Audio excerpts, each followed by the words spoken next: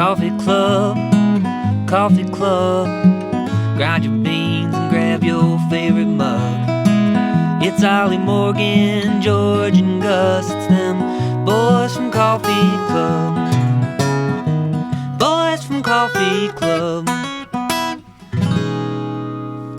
Hello everybody and welcome back to the Coffee Club podcast for episode 139. I will shortly be joined by George and Ollie, who are over in Oslo. Ollie is racing the 1500 in Oslo and George is racing the steeplechase in Stockholm, both this week. But before we get into it, massive news. The Gus Plushies are finally going live 3 hours after this episode comes out, 5 p.m. Mountain Time. coffeeclubpod.com is where you will find him. And he is very, very, very limited. So get on there, get him quick. And just some background on the Gus Plushie, because there has been a bit that has gone into this. And also I'll explain like the pricing and stuff. So he's been in production for literally over a year, if you count from when like first designs got made, and then like we got him manufactured in China. And just the way it played out, we're going to price him at, I think it'll be $49 plus shipping, which I think will be about $10 within the US and $30 international. And I mean, we were wanting to sell him quite a while ago, but there was just a lot that goes into it. This is our first time actually fulfilling orders ourselves and doing all that side of it. So there's been a bit of like just those kind of logistics for us to work through. And yeah, he was made over in China, and that process takes a while. He was on the ships coming over, making the long trip for a while. But yeah, we only have 50 of them, pretty limited, because they ended up being a lot more expensive to manufacture than we wanted. I think it came out to, just being fully transparent, it was about a bit over $30 like per unit, which I guess when you don't make many, like that makes sense. And we're not quite a big enough entity to make like a ton of them. So yeah, it ended up being a bit more expensive than we would have liked. But it is a very limited item. And so that's kind of like why we've decided to kind of price it at this level.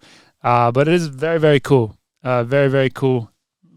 Very cool guy to have around. So if you want, please go out there, coffeeclubpod.com. I think they'll probably sell out pretty quick. So be ready to hop on there and purchase one if you want to get your own little Gus plushie, and you can be part of the crew. You can bring him around with you. You can take him to training. You can sleep with him. You can do whatever you want. He's a very calming presence. So yeah, today is the day. Hop on there, coffeeclubpod.com, grab your own little Gus plushie. And, you know, as we've said before, we're not a very well-run business in certain ways, in terms of we don't optimize for profit. But the good thing about this is, I mean, we're not going to make, it's not like we're going to make a lot of money from this, but any money that we do make will be going into funding like some other cool merch stuff that we have coming out later this year, which just as a little teaser, we have a new kind of original line of shirts, I guess I should say, coming out around the Olympics time.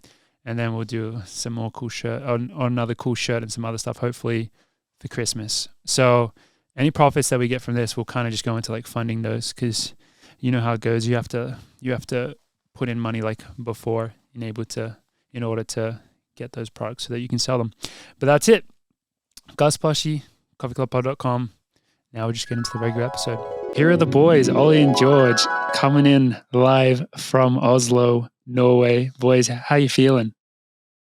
We're doing pretty well. We're just in Jakob's closet here. He let us stay for the preceding future. He let us his little closet. So it's very nice. You just cooked us a nice meal. Yeah, he did. Yeah. And then he's door dashing us some McDonald's right now because it wasn't enough food for George and I. But no, it's nice to be in Oslo. George and I have had a lovely day actually. Walking around, checking out the sites, looking at how Oslo, Norway is ranked one of the best countries to live in the world. It definitely shows with how nice it is around here. Yeah, what do we look at? Norway apparently is number two in quality of life in the world. Yeah. Number one is Stockholm, Sweden. After Sweden, so I'm checking them all out. Damn, you're not going to want to come home after that little tour. I'm just doing the rounds. Where's USA rank like? No, we didn't see. Yeah, I don't think they were on there. They were on the list. What about Australia and New Zealand? Australia was 8th. I think New Zealand was top 10, 9th or 10th. I didn't look through the whole list. We just noticed that the first 4 is like Finland, Sweden, and Norway. So all the Scandinavian like big spots. Yeah, and Denmark. And It Denmark literally was I think Denmark was 5th. Yeah. Chocker. What do you think it is? Just based on your walking around today. They just know how to live. I don't know. It's interesting. Like it's pretty cool. It's pretty nice here. That's a good question. Do you feel it? Because the funny thing is, people from these countries, they have a reputation of being unfriendly. I don't know, maybe not Sweden, but definitely Norway and some of these other countries. They don't have a reputation of being like. I guess they rank high on these like quality of life, but they don't have the reputation of being like friendly or super super happy. But maybe they are. They just hide it. Well, in my walking around today, I didn't quite get to check out the education system or the healthcare system. No, so that was also part of the list. That's tomorrow's. That's on tomorrow's plan. Jingy's taken us to his old high school that he went to. But I mean, honestly, like the people here probably aren't that friendly. But the reason is they don't want you coming to this country because they don't want you to like stay here. They don't want you to like experience how lovely it is. Potentially, maybe I don't know. But everyone's been pretty nice. I had a top tier. Coffee adventure this morning. I told Jenna top 5 coffee drinks I've ever had. I think. Yeah. Wow. It was unreal. You would have loved it. It was a what was it called? We went to Fuglen. So it wasn't Tim Wimbledon. We're doing that tomorrow. Yeah. It was a T-dub Frito tomorrow. Frito cappuccino. Yeah. Basically like an iced cappuccino. The whole thing was like foam, and the foam lasted the entire time. Like it was unreal. The mouthfeel. And it was cold? Yeah, and it was cold. And it was sweet? Was it sweet or not sweetened? I think it was a little bit sweetened, right? Yeah. I think, Morgan, it was up your alley. I think you would have loved it as well. Yeah, I would absolutely love that. The lightly sweetened coffee just the whole way down. It was unreal. So that sounds very similar to what is very famous at the Shakerito, no? At the one you'll go to tomorrow. Yeah. Oh, yeah. It's known for that. It's just served in like, Geordie got it in like this cool little glass. In the Tim Wimbledon, they serve it in this martini glass. We'll take a photo and we'll obviously send it to our manager to make sure that we know that we're working for Coffee Club while we're in Oslo. But yeah, we're going there tomorrow, so we'll check it out for sure. We also had a nice sauna post shakeout this afternoon. We're doing everything Morgan loves to do. Yeah, dude. I have a bathtub. I got a bathtub in Jingy's closet, so it's been nice having a little bath here. He's got little rubber ducks that I can play with. It was hot. We had to get out though. Yeah. No, not the bath. Not the bath. The sauna. The sauna's super hot. Were you allowed to wear clothes?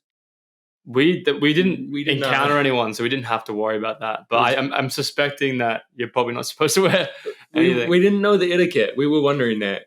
But it was just me and Ollie, so we didn't know if we should just strip down for each other, just stick it out, yeah. I think that's how they do it there. When in Rome, you have to. There's like a shower room outside, so we went shower, sauna, got too hot, got out, immediately cold shower, back in the sauna, and then another cold shower. That sounds like a great day. It was pretty lovely. We didn't go to the art museum, but we went to the art museum gift shop. That was fun. And then we went for a wander, had some bar means, and then we had a nice curry dinner with Luis. So we're living the dream right now. All in all, great day. And our body feels pretty good. We went for a run with Christian this morning, Norwegian fella that helped us out, showed us around, and then we got lost on the second run. Yeah, I didn't want to mention that. It's part of the experience. We got a Jordan contact for the run this morning. Yeah, Jordan has connections. So, perfect. That's amazing. Yeah, that's day one anyway.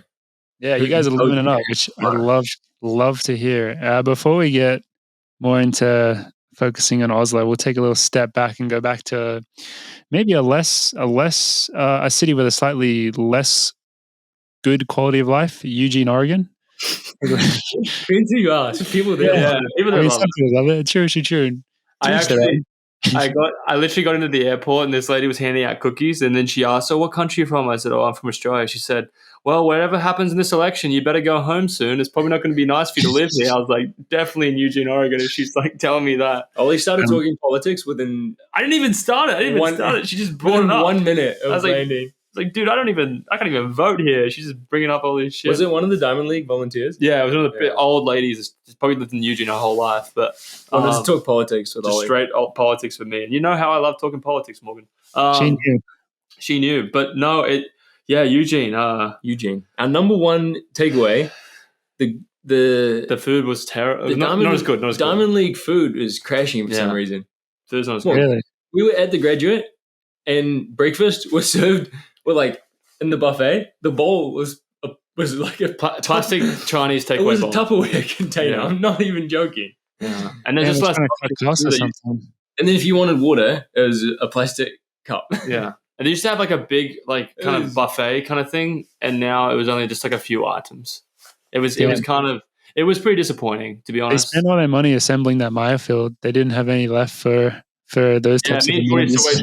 I think that was it. Yeah, but me and Jordy still waiting for our check. I took a negative appearance fee. Yeah, so did I actually. But I mean, yeah, it was pretty crazy seeing that, and then seeing some of the people who run the meet just driving Ferraris at the front of your Graduate. It was a very surreal experience. But yeah, did Cap told us? Did he tell us we could come for a spin? He said we could drive but not touch.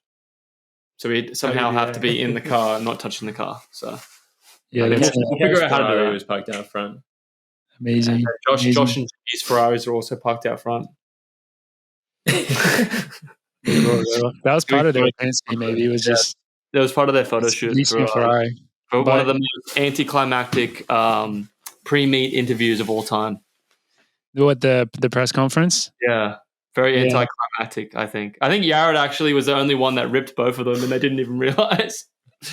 What did he say? Well, if people watched it, the Pokemon reference. So when he was saying, like, he was naming for the 3 starter Pokemon between Jingy and Kermit the Josh, he called Kermit the Josh Squirtle, water-based Pokemon. He called Jingy Charizard, which is a fire-based Pokemon, and then he was Balthazar, which is a leaf-based Pokemon. Now, water beats fire, so Josh beats Jingy, but what beats water? Yared the goose. Yared, grass. And Yared said that, and I don't think anybody realized that he was just saying, yeah, I'm better than both of them. But then by that logic, Charmander beats Bulbasaur. So then Yared beats Yared. So Yared should come second then. So it's just a circle where they're all beating each other in some way.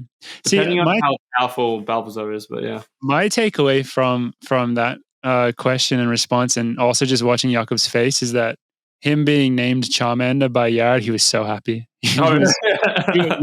Because, like, I mean, let's be real. Most people are picking Charmander when you play, the original Gen 1. You're a Squirtle guy, George? Sometimes. You already know that.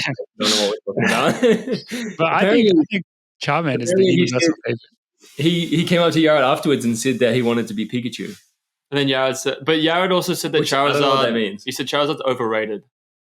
That's what Yared would say. That. Yared is the type of guy that would pick. Yeah, but apparently when Jakob said, "Oh, I want to be Pikachu," then Yared just goes, "Wow!" In the back of his head, he goes, "Wow, I didn't realize you were more overrated."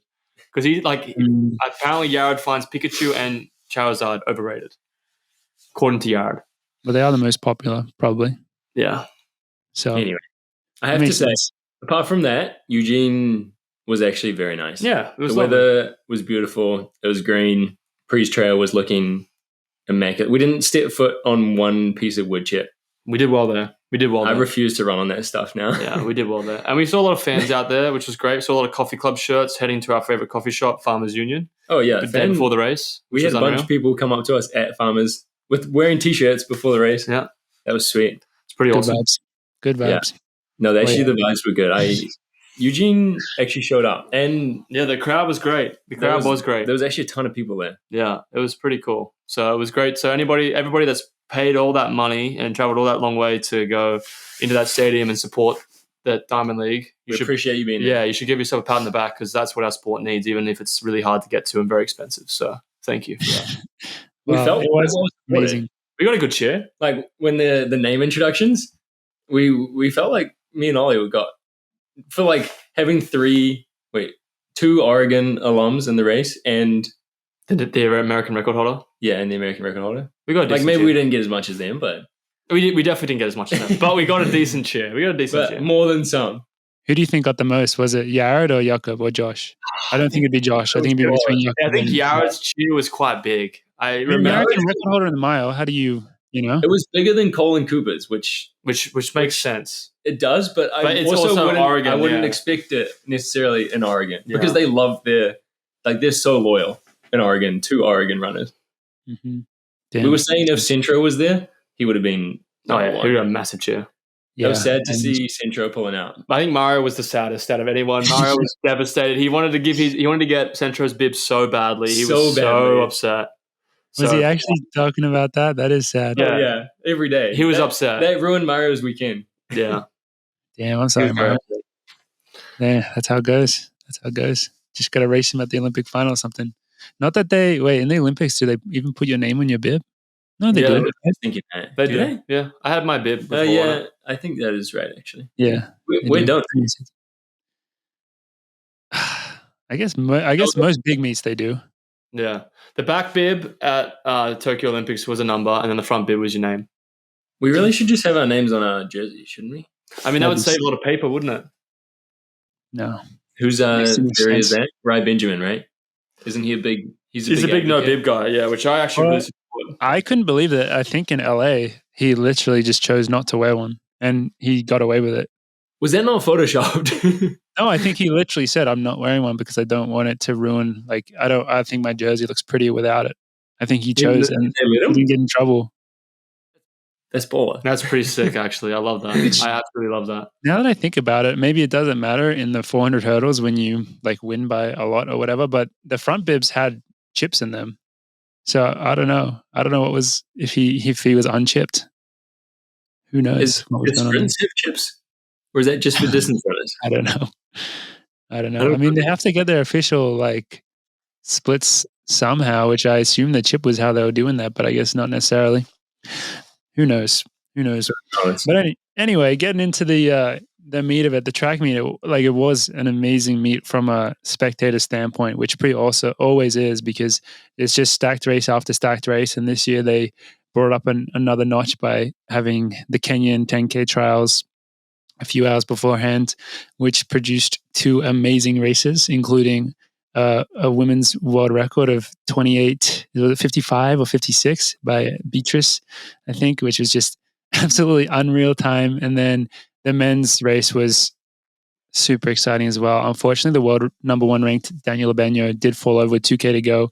But then, I don't know, the good thing with Kenya is that they only, I think, picked two automatic from that. So I think he'll probably still get that discretionary spot. But then it was an amazing race because Edwin Kerr, who is based here in the US and went through the college system. Did you guys watch in the race? He took it to them in the last lap, and I really thought he was going to get it done, but unfortunately got passed by a few of them just on the final stretch. But it made for a really good race. I don't know if you guys were able to watch that or you guys were getting dialed in probably. We were following it when we got to the track, and a lot of people going for Edwin Kerr, which was a bump. Yeah, but I mean, that Kenyan 10K team is pretty hard to make. So the fact that he's that close to it right now, I think is still a very good sign. And then how should we do? I guess maybe we will quickly go through the other two teammates of ours because your mile chronologically was the back end of the meet. The first one that we got to see was the women's 5K where we had Sige Racing, who isn't officially part of our team, but she trains with us a bit. And she had a pretty I don't know if it's funny or whatever, but she flew all the way from Ethiopia to Boulder for one day, like 2 days before the race. And like she was meant to be there earlier. She missed her flight, like all just classic stuff. But it really just makes me be like, Morgan, you got to stop being a pussy about like flying and stuff. Cause she did, I don't know how many hours of travel that is, 30 plus, I believe. And she got in like 2 days before the race. And then she went out there and just absolutely bossed it. Got a big win against a lot of the other big Ethiopian 5K contenders, I believe, running 14:18, doing a lot of the leading, and just with a big kick down at the end. You guys must have been feeling pretty hyped after seeing that one. Yeah, that was huge. Ritz was not happy when she took the lead after the pace. He was like, "God damn it! This the one thing I told her not to do. You're not doing the one thing I said." He was like, just didn't want her to take the pace on immediately, and then she just leads the whole thing. Yeah. Almost past in the last 100 and then comes back and wins. He sprinted back to our group leading. The milers and Sage just chilling. He goes, "That's the first time Sige's had to kick in her life." That was good for Sige. She got a pretty good experience there, closing in a track race. Yeah, I don't know what her last lap was. Cool 14:18, right? Yeah, world lead. Yeah, and a couple of weeks out from her trials, I believe. Yeah, she's looking good, looking ready to go. The 10K trials? I think so. What country are they holding those in this year? Spain. Oh, yeah. No, I think it is Spain. In I think it Spain. is Spain. Yeah. Something to do with an agent. They just pick a different. Normally it's in the Netherlands, I think. But this year, It is in the Netherlands normally, yeah. This year it's in Spain. Yeah. So she's looking pretty good because I believe from what we've heard, the Ethiopian 5K team doesn't have a selection race, but they'll pick it based off how the Ethiopians do in diamond leagues, which I think that's kind of how it's been in the last couple of years, which is why, particularly like we noticed on the men's side, a lot of the Ethiopian men just go out there and do crazy shit because that's essentially how they get picked for the world champs or the Olympics. So she's in a really good spot for that. And then the women's 800, we had Sage Herder in there, late addition after her great performance last week at the LA Grand Prix. And she showed up. I mean, it was, of course, stacked race. Unfortunately, Thingmo had pulled out due to hamstring soreness. But apart from that, it was all the rest of the big heavy hitters. And a big season opening win for, I think it was season opener, or at least in the 800 for Keely, which she looked amazing, I think running 155. And then Sage was able to run 158. I don't know what it was, point something, but she's looking good. Ready for the trials. Yeah. She had like one more race before it. And she was second American just behind Nia, but like not too far, I think. I'm correct? Yeah, that's right. Yeah, Nia looks pretty good. Defending US champ, I think. Yeah. She's just got that really good close, I think. Like which is so important in the 800, especially in those championship races. But Sage is still, just looking amazing, trending upwards, which is obviously how you want to be. And shout out to Katrina Bissett as well, Aussie, also running 158, looking really good. So that was awesome to see. And yeah, there was a slew of other amazing races, but I think we'll just jump forward to the main show, which was the Bowerman Mile. And it was, I don't know, what were the vibes like in the call room, and I don't know, maybe pre-meet, but more like call room and stuff. Was everyone being, I guess everyone's very serious before a race like that. No one's being that friendly, but I don't know. How were you guys feeling?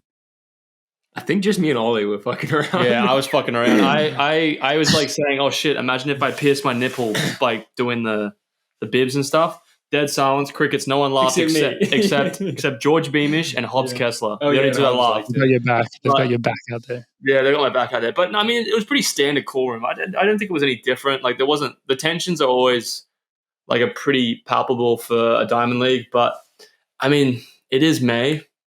So I felt like this was a big hit out for a lot of people just to see where they are fitness wise, or to see where they are against like such a really talented field. But yeah, I think George and I were just fucking just there hanging out, waiting for the race to start.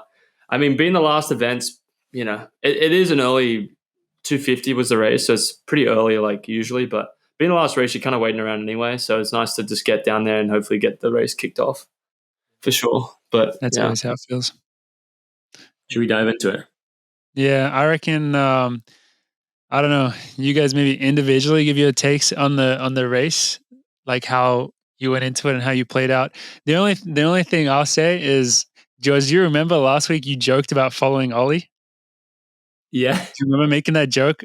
It looked like you were keyed in on him pretty good in like the first lap. Like I was like, wow, these guys are switched on today. I was like, man, these guys are switched on today. But I mean, yeah, take it away from your experience and then we can kind of loop back around. But it looked like a good race in terms of like good fast pacing. I mean, no one was like super getting on it, but it's still like strung out decent. Actually, I say that, but it was a really fucking hectic race with a bunch of falls and stuff. So not really.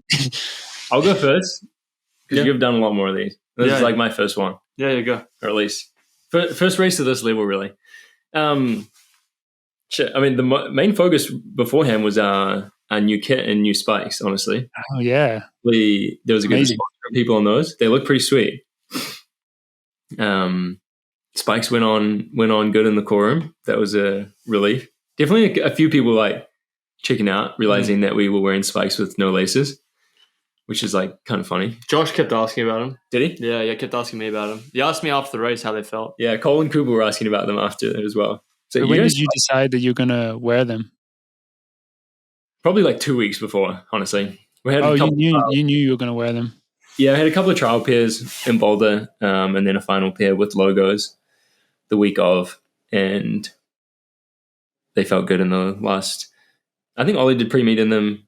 I did my last workout, or the couple of reps in the last workout in Boulder in them, and just cool opportunity for the brand to showcase what they're working on. And for me, it's probably my only time wearing them, as they're not very suitable for the Steeple, which is all good, but I think better for the flat.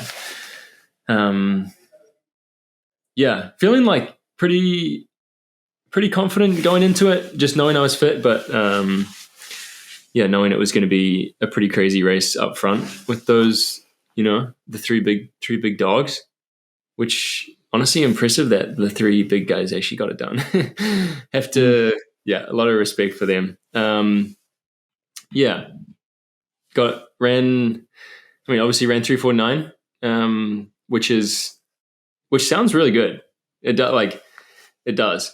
And I should obviously take away a lot of that from it and be stoked with running 3:49. But definitely some feelings of leaving something out there, or kind of a feeling of a missed opportunity in some ways. Just a few things kind of combined, partly during the race. Like, obviously for myself and for Ollie, we got a little bit disconnected from the real racing up front is probably kind of what happened. Like mid-pack through 600, which is all good. Like Ollie was right behind Josh. I was kind of on Ollie, or maybe a spot or two back. And then, kind of a trip with Hobbs at 600, not me. Hobbs and Cole. I think it was Cole. Cole, yeah. Yeah, it's Cole. Hobbs stepped off. I don't actually know what happened. I think Hobbs ran into the back of Cole. There was from watching it, people were blaming. I mean, I don't know if you can always assign blame, but different people were blaming. Some were blaming Cole, some were blaming Hobbs. Yeah, I think Cole was in front, so maybe. Yeah, I don't know. I guess it's hard to blame. That Hobbs didn't step back on, honestly. But anyway, and then a lap later, Germer and Cooper had some fisticuffs. Actually, I also don't know what happened in that one. But I could tell you was Germer's fault, because really? he was on the inside and Cooper was just behind him, but kind of more on the outside of lane one. And Germer wanted to move around a bunch of people, so he just moved outside, but there wasn't space there with Cooper being there. So then Cooper clipped him just because he kind of just swung in front of him. Were you in front of them by then? I was in front of them. You didn't see that? I just heard it. Yeah. I was right behind them for that. So I must have got disconnected from Ollie by then. And that's right at a K, basically. And that was when kind of the race had kind of got away from us a bit at the front. It wasn't even that it felt that fast, which was nice. The pace was honest, but not, we didn't go out on 150. I don't know what we went out in. I don't know what our splits were. I don't think there were splits, in the results, which was a bit annoying. Maybe 153 up front, I think the pacer was, which is for most of the guys in the field. I mean, the fastest I've gone out by far, but for everyone else, probably not the fastest they've ever gone out, and slower than a lot of Diamond League 1500s go out. And just, found myself a little bit further back than even I would like to be. I just felt like there was an opportunity to race the guys running 347, 348. And felt like I was definitely in shape to do that. And even with a lap to go, that shouldn't have been a problem. For whatever reason, I felt pretty shit. Is the short version. And I just didn't feel fast and didn't have I passed a couple of people in the last lap, but just never kind of found the extra gear that I'm normally able to find.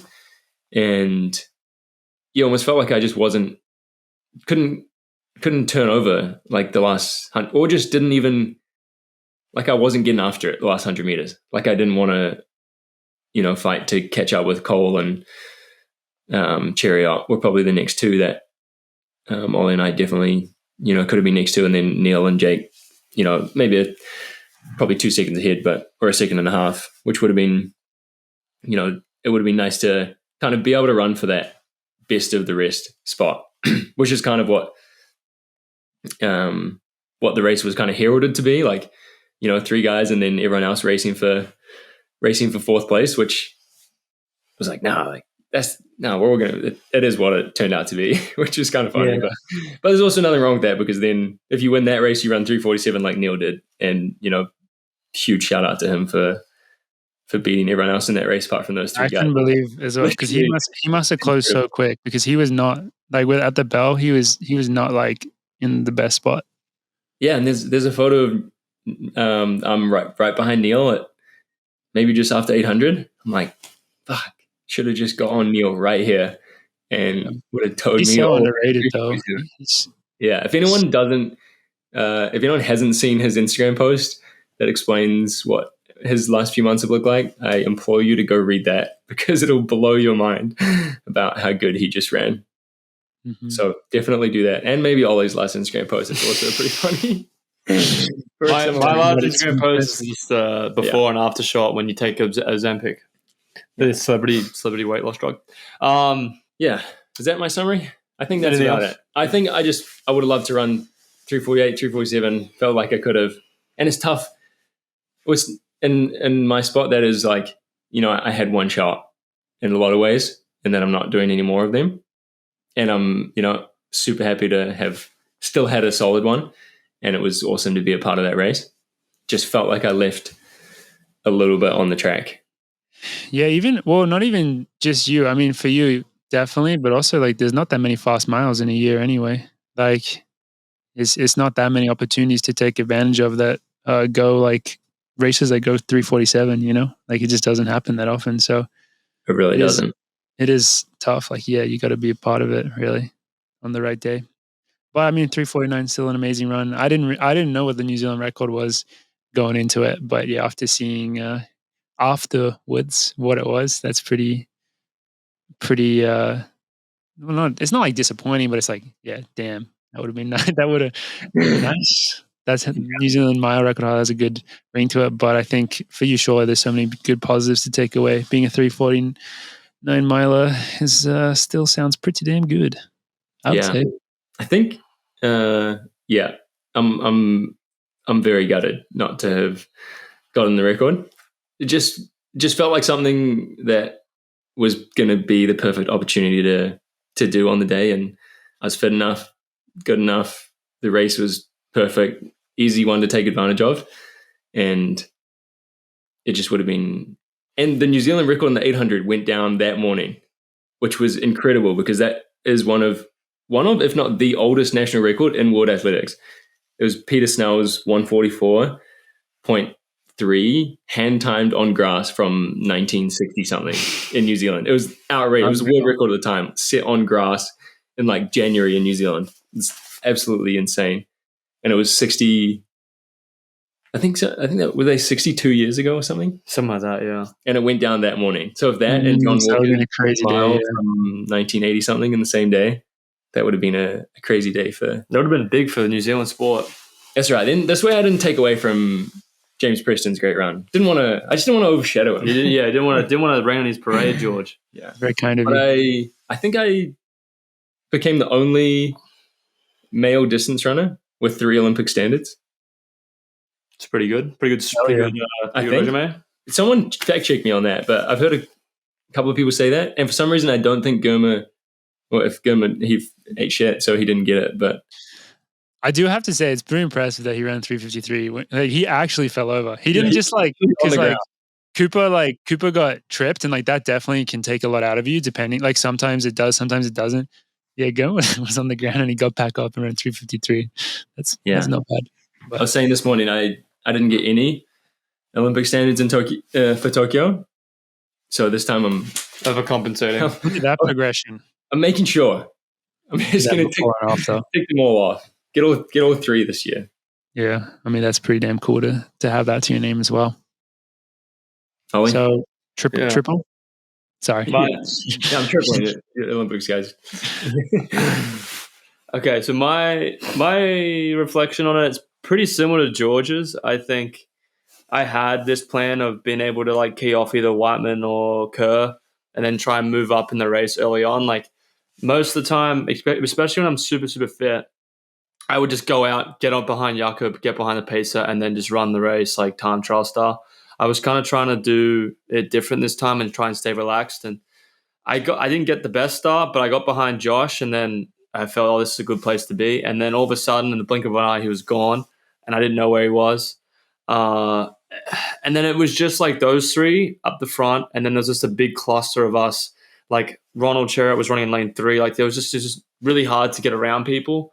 So we kind of got a bit stuck, but I definitely left the track feeling like I didn't run physically like what I'm capable of, which was always disappointing in that situation. And I was very, very hard on myself coming off the track. Like I was obviously just being very like, oh, I got the Olympic standard. That's great. It's a good tick off the box. But from where I've come from, running 3:47 and finishing seconds and thirds at Pre and at other major diamond leagues, that's what I kind of embedded in myself to try and achieve again. And you know, it was tough to walk off a track and feel like you could have given it more. It definitely was. I mean, we did a workout afterwards, and I felt really, really good. And I felt like I just didn't take opportunity of that, like George mentioned. So I have similar thoughts and feelings to that too, because I think for George and I honestly believe if you run that race again at a different time, George and I will probably run a bit quicker, maybe a bit smarter in certain areas. But that's the whole point of racing. You get one shot, you get one opportunity, and you got to run off your instinct and try and do the best you can with it. And I was pretty negative, and I went back, and then I was able to have a conversation with Jason Ross, who's our treatment guy, as well as Dathan. Just like I just felt pretty down about it, and they just said, "Look, like you know, you have to realize that you're still." I know what Neil's done is incredible. Like he's come back from like same injury as me. I mean, literally the exact same thing of osseous pubis and then sacrum stress reaction. Like literally had the same thing, but it's still all part of the process and progression. I'm still getting better every week, and I have to like take into account like how big that is for me personally, because to be able to be back running healthy and happy in a diamond league and still running the Olympic standard, that's no thing to just sweep across and say, oh, that wasn't good enough. I mean, that's still a good thing to do. And yeah, like other than the Australian champs in April and then Penn, LA, and then here, I have been progressing well, regardless of just if its tactics are good, tactics are bad. I'm still getting better. And like, you know, Ritz talked back my progress. Like in January, I started to run on ground. In November, I couldn't walk. You know, that's still like, and then in April, like I wasn't really into. We were training really hard, but we kind of just put a lot of things together. We didn't really have a good base, and then.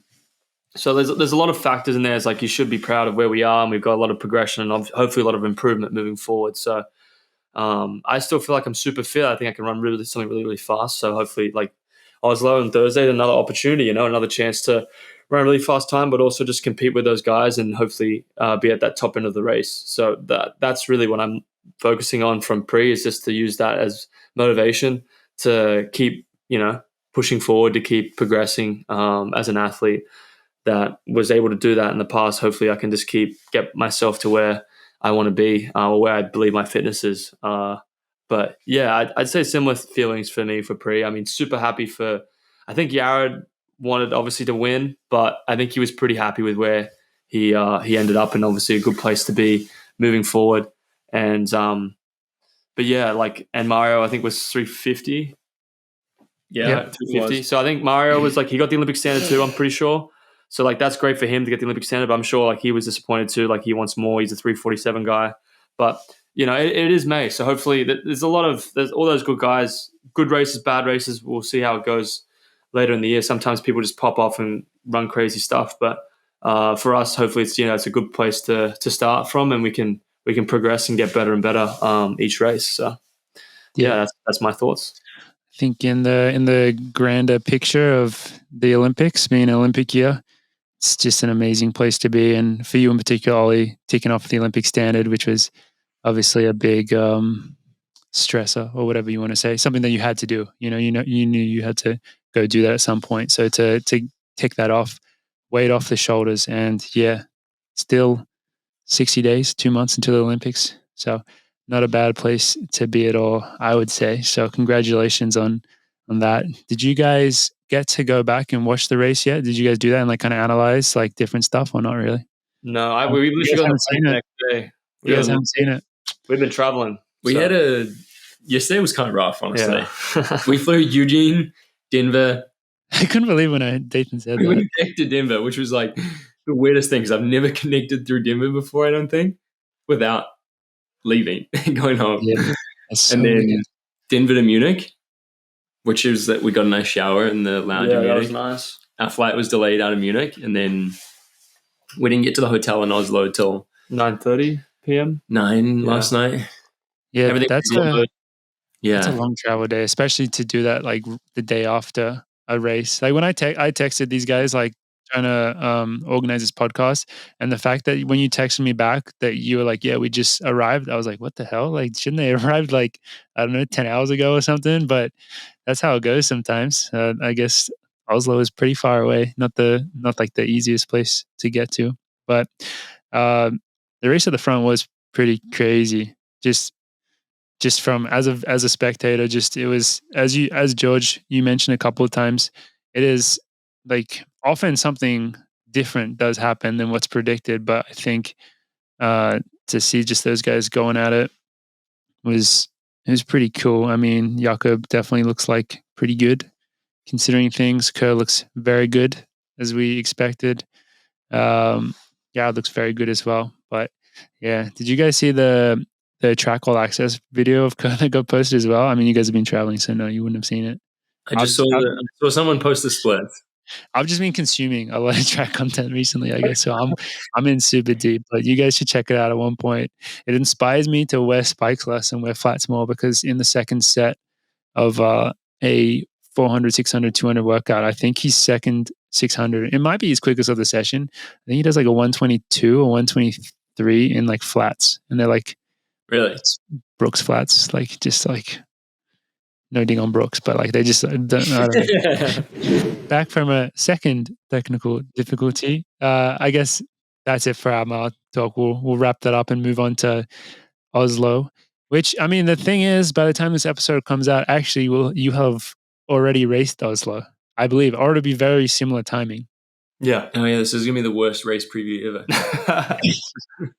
Because I imagine the race is at 9 p.m. or so, and this podcast comes out 2 p.m. MST, so that's about the time difference. So maybe we'll just do kind of a bit of a brief one. But how are you feeling going into this one, coming off it? I know it should be nice, like a very good Diamond League field, but like probably a little less few bodies than the last race, and you'll obviously have some lessons you take from that one. 100%. There's still a lot of bodies. There's still 16 in the race. They're packing up these Diamond Leagues. Yeah, I mean, I'm excited about this one. I think 15 will be good. I just feel really good coming off the plane. Me and George are shocked at how good we feel coming off the trip yesterday. Hopefully it continues till tomorrow. But yeah, I just want to run really, like I'd hope to be competitive, top 3 or 4, and run like 3:30, 3:31. Like that's what I'd love to do. Will that happen? We'll see. But yeah, no, I really want to hopefully put that kind of those results into play. It really, we got a George Mills, Elliot Giles, Robert Farkin, Jingy, of course. I don't think is Habs, who just won Marrakesh. Yeah, Habs. It's still a really good field, so it'll be a lot of bodies, but not as much bodies, and hopefully, yeah, it'll be nice. I mean, Oslo's always been very good to me. I've run the Australian record in the mile and the 1500 here the past 2 years, and this year I'm coming back with a healthy pelvis. So thumbs up for that. Pretty excited for it. However, this happened to me at Pre as well as Mario. I didn't have a room. So at So that's Pre, why you're at Jingy's place. that's why I'm Jingy's place. At Pre, they said, "Oh yeah, you're on the arrival sheet, but we don't have a room for you." So then me and Mario were thinking, "Oh shit, we don't have a room."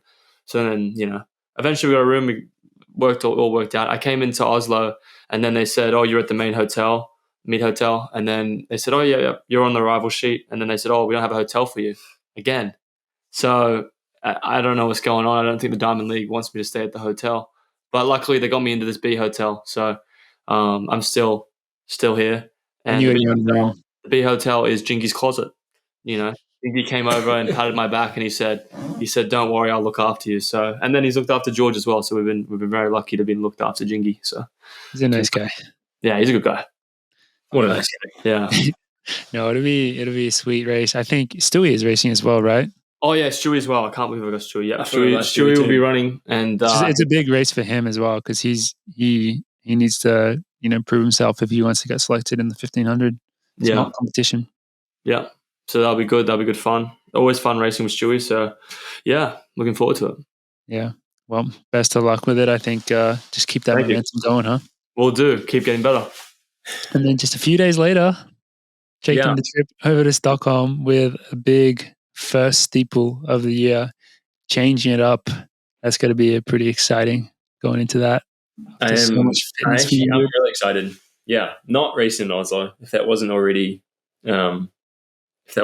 obvious. But I have come to keep Ollie company and just hang out for a few days, mostly just to get the travel out of the way. If I was already like getting in the airport, coming back from Eugene, I was like, fuck it, I may as well just go the whole way and spend a few days here and see what the hype's been about. Because every time Ollie and Joe come back from Oslo, they just rave about it. So jealous. So much FOMO. So I had to go discover that for myself. It's pretty good. So yeah, here for a few days. We've got an on event on Thursday morning before the race. Not really sure what I'm involved in, but some kind of product-y. All I heard from Jordan is that Jordy will have his hair down, his shirt off, and the grease is out. So I don't know if you're doing some sort of on activation. Yeah, there must be some on activation thing. It's like activate George Beamish's abdominal section for the cloud pulse. You'll feel a pulse if you see George Beamish without a shirt on. So that's pretty much the OEC. That's the plan. That's the pre-meet workout. Yeah. Nice. And then little short flight to... How long is it? Actually, no, I don't know. It's like 300 Ks, so I don't know how long that takes in a plane. There was a train option, but... Well, if you're driving a Tesla at 100 K an hour, that's 3 hours, right, Morgan? I don't know. I'm going to have to get the calculator out for that one. I'm not sure. If a plane is going 100 K that's too advanced. How fast do planes go? I think planes do one time. I don't know if this is accurate, but one time I took my watch on a plane and I connected it to GPS, and it was splitting a K about every 2 to 3 seconds. I should definitely I'll put that on my Strava. Yeah, do it. All right. Trip to Norway, trip to Sweden. Check out my Strava on Friday, and we'll figure out exactly how long it takes to get from Oslo to Stockholm. Yeah. You'll break some local legends, I reckon. Oh, it must do. Must do. And yeah, steeple Sunday night. I finally get the match up with Germa because I ruined the last one by jumping on the ground. Not falling over. Yeah. So we didn't get the steeple match up. What about El Baklava? Is El Baklava coming? El Broccoli. El Broccoli, yeah. Is not entered. Ah, damn. No. It is myself. Do we have anything good for Germa? Let me meet you, Germa. Grimes. Manchego? No. The Manchego Germa? I don't know. That's distracted me. So world record holder. Yeah. Your normal Ethiopian Diamond League steeplechasers, Wale, would not miss a Diamond League steeple for the world. Definitely not. Furawu, I think is the file. The guy who came second at Pre, one place ahead of me in the Diamond League final last year, 807 guy. Couple Swedish guys, obviously. Hillary Bohr is running. American. Hillary Bohr wants some more, am I right? Yeah. Go Hillary. Jean Simon. Oh, yeah. We've been talking about a bunch lately on the pod. Because no one would talk about him at LA meet, so we had to talk about it for him. And some others. So, yeah, first steeple, last year I started at quite a much lower level at the Mountain Sack. Mount Ballsack. And you've actually gone down, to be honest. Yeah, you're right. What am I talking about? Yeah, Mount Ballsack's iconic, bro. This time you're in Stockholm, Sweden. I'm just sending it. Yeah. And so prediction 740? Probably at least. At least 740. I mean, it's Just go Because out Jordy 61 and see how it feels. Jordy said he's got permission from the meet director to skip the water jump. So, Well, at pre, I got to use the water jump. so you can skip it this So now I time. can skip it. I just go I like around the one way. So George is actually just running a 3K. He's running At the a same flat time. 3K. Love it. Yeah, no, I'd love to just be able to compete a bit more. I did a few Diamond League steeples last year, and the front of those races are ripping. So if Guillermo's trying to run 750, then yeah, probably not going to be competing with that. Hopefully, he's literally gone Marrakesh pre-Stockholm in the last 14 days. Guillermo raced at Marrakesh? Yeah. I didn't know that. I hope he's fucking tired. Did he or win something. Marrakesh or get second? No, he's fourth. Oh, he's fourth. Yeah, not super impressive. Oh, shit. So I'm hoping he's not feeling like he's in world record shape, Maybe something about Stockholm just gets him going, because I would not like to be in a world record race right now. What if you just ran the world record, George? What would happen to the podcast? What would happen, Morgan? Would we just sell out? Yeah, it would probably make millions off it somehow. I don't know how, but there's got to be a way. We'll sell locks of Geordie's hair for $100,000. Mm-hmm. I think that Easy was money. Well, that's only 10 locks. That's $1 million. That's $1 million. Easy. That covers most of Gus's expenses for the year. So Not all. not all, but most. Nah, should be. Are you nervous at all about going racing the steeple again? That kind of just got to be a different feeling. I mean, I've only raced one, but such a different feeling to just like a flat race, right? Like the Yeah, pain. definitely. I feel like I always get a little nervous for them. And then once you're in them, it's like, oh, this is actually not bad. Yeah. And it's one of those ones where the hurdles seem, I mean, they get really hard after a few laps. But the pace starts out slow and you're like, oh, this is sweet. And then a few laps, it's like, we're running 65s. Like, you can do this forever. And then a few laps later, it's like, holy shit, this got really hard. I should go jump over these barriers. Now I have to keep jumping over barriers. Yeah. But yeah, it felt like the hurdles started to come together in the last couple of weeks. So going to do a few hurdles tomorrow with Jakob Ingebrigsten, Norwegian on teammate, and should be good to go. Hell yeah. Well, I know you got a whole family, a whole big crew of people very excited to see how you open up in the steeple this year after such an amazing indoor season and heading into the big one. So it'll be freaking awesome. I'm very excited, especially after the steeplechase. I'm not sure how many of the people that raced at Marrakesh are also racing this one, but I feel like from just the results from that Marrakesh race, the steeple standard looks like it's been set pretty good this year. You know what I mean? Just a lot of good performances around that 8:10 mark, which last year I felt like there wasn't as much of that as normal. You know what? I don't know. It seems like a lot of guys are in the steeple ready to go this year. So it'd be good to, I think, for you to just get amongst it, because obviously, your level is there or higher. Sky's the limit, really. So I think it'd be awesome to get going. Yeah. Fuck do yeah. it. Fuck yeah. Fuck yeah, boys. Well, one last recap before we get out of here. Biggest race that happened last weekend and your involvement in it, Morg, the Boulder Boulder. Huge. Was it the best day ever? Did you? Yeah, I didn't partake this time around. Unfortunately, I didn't go to Boulder or watch. I just it looked like a lot of fun from all the content I've seen. I've seen a lot of content as well. Yeah, actually, I take that back. I did partake in it insofar as the day before it, when they have all the tents set up on Pearl Street, when people are registering and all the brands are doing their little brand activation things. I did go walk around Pearl Street and get a bunch of free stuff. So that was pretty cool. We should have done a coffee club activation. Yeah, I got a message about it from some guys like, coffee club doing anything at the Boulder Boulder? I'm like, wait, really? Not this year, unfortunately. Maybe in the future. But it is a sick race. Just it seems like that perfect race in terms of the balance between really good elite race and then just such a fun citizen race for anyone who just wants to even go walk it and just have a nice day. Gets the whole town going. So iconic. And just celebrate some F-15s or whatever the hell they fly over. Just celebrate the military. Just America. Go America. It's a good day for America. Is that a United flight or? Yeah, I think so. Yeah. Is that You guys took the F-15 over from yeah, Denver, right? 15's over from Eugene to Denver. Yeah, wouldn't have taken so long. Rich was just in the back of the plane, just his freaking hat was at the back. It just hits the back of the plane. Just going, can you slow down? Good God. Because they So go good. fast, those F-15s. So Yeah. good. So good. United Speed of With that, just good luck to both of you guys. Very jealous of the countries that you're getting to compete in. Make the most of these awesome Diamond League opportunities. Very excited to watch both of them.